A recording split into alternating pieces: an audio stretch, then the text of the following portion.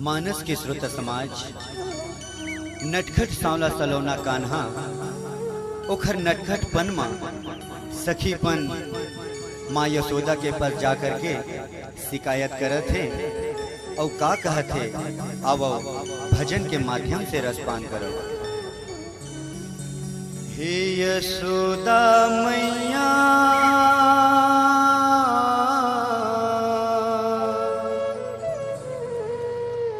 तोरे कान्हा सता थे,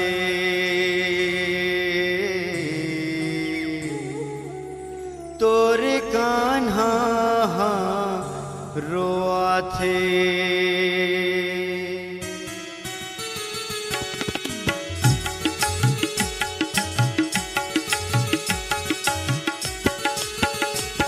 यशोदा मैया तोरे कान्हा रोआ थे, यशोदा मैया तोरे कान्हा सताते। बंसी बजा के पिरत लगा के, बंसी बजा के पिरत लगा के माखन हमर चुराते। यशोदा मैया तोरे कान्हा रोआते, यशोदा मैया तोरे कान्हा सताते।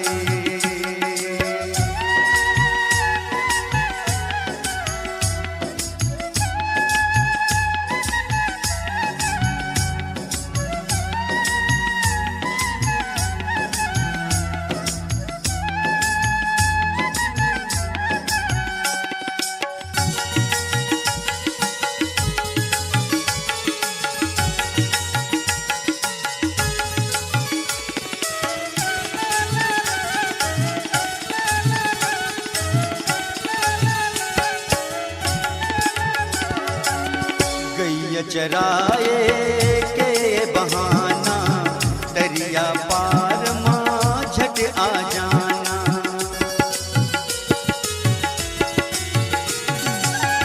गैया चराए के बहाना दरिया पार माँ झट आ जाना। ठट ठट ठोले गुरतुर बोली, ठट ठट ठोले गुरतुर बोली कपड़ा हमर चोराते। यशोदा मैया तोरे कान्हा रोआते, यशोदा मैया तोरे कान्हा रोआते।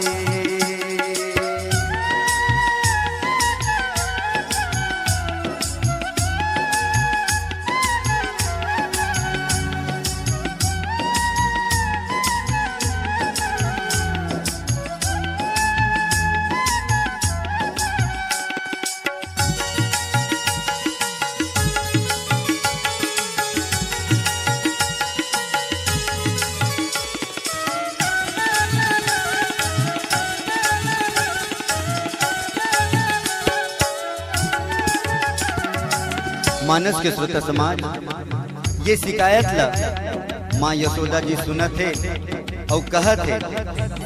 मोरे ललना हवे घर माँ बंसी बजा के झूलत है पलना।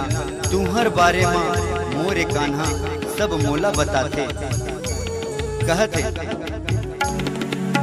जामवंत के बचन सुहाए, सुनी हनुमंत हृदय अति भाए।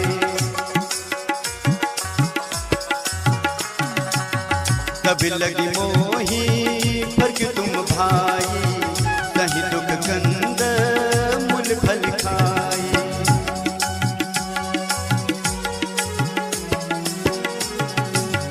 मोरे ललना हावे घर माँ बंसी बजा के झूलत पलना।